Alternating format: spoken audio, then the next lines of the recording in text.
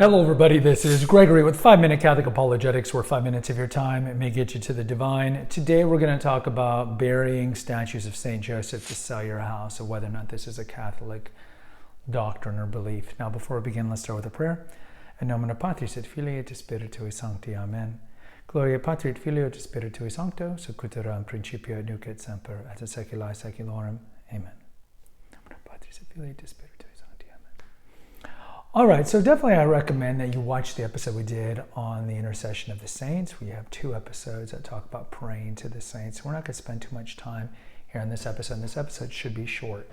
Now, some of you that are in the Catholic world or even the Protestant world know that there are some Catholics who want to sell their house. They bury a statue of St. Joseph somewhere on the property, and that if you do this, you have a better chance of selling your house.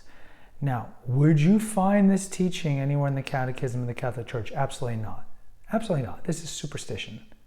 And this would be condemned by the Church. And it's been condemned by the Church.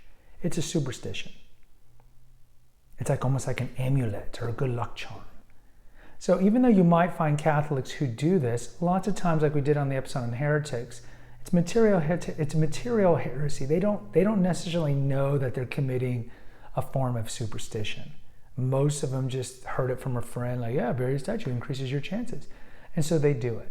So it's kind of invincible ignorance. But no, you shouldn't do it, because it doesn't make sense that burying something in the ground is going to increase your chances of it. I mean, this smacks of, I wouldn't say stupidity, but it just smacks of superstitious behavior. Now, Protestants will hear this and see, you guys have superstition, all the candles and the incense and the saints and the hocus pocus. See, if one Catholic does it, then you know it undermines the entire faith.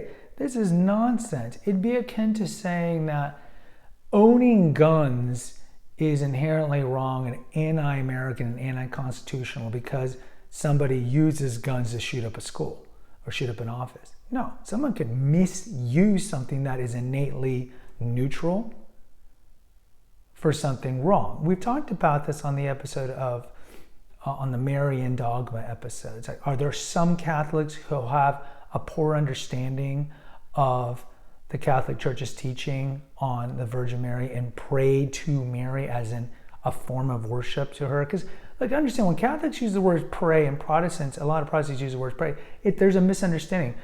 Pray to most Protestants means you are praying to God. For Catholics, pray just means you're saying a prayer, intercessory prayer, or you're praying to God. So you might find some Catholics who actually worship Mary, but it doesn't mean that the Catholic Church embraces as the worship of Mary. You'll never find that anywhere in 2,000 years of Catholic teaching, and certainly you won't find it in the Catechism. So go to that episode, Show Me and Prove It. So when somebody says, if anybody ever says we worship Mary, say, show me, where in a Catholic doctrine, ex cathedra, or even the Catechism, because the Catechism is not necessarily dogmatic. It has dogmatic teachings in it, but the book itself is not dogmatic. Just say, where does it say this? So look, Protestants, some of you will be like, see, it's Catholic. Look, Protestants have superstitions. Secularists have superstitions. Oh, you're seeing a black cat.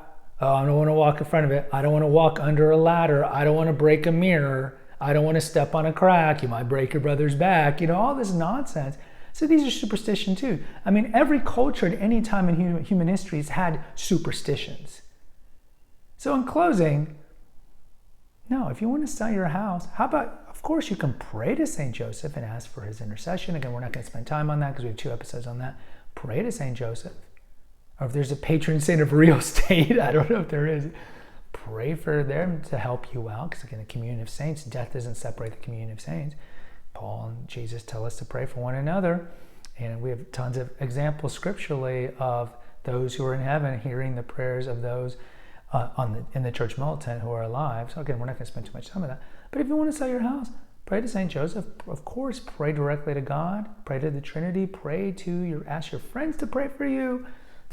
Pray a litany of 30 different saints and see if they will help you out. But don't bury the statue. It's not Catholic teaching. It's not Catholic doctrine at all, and it's superstition.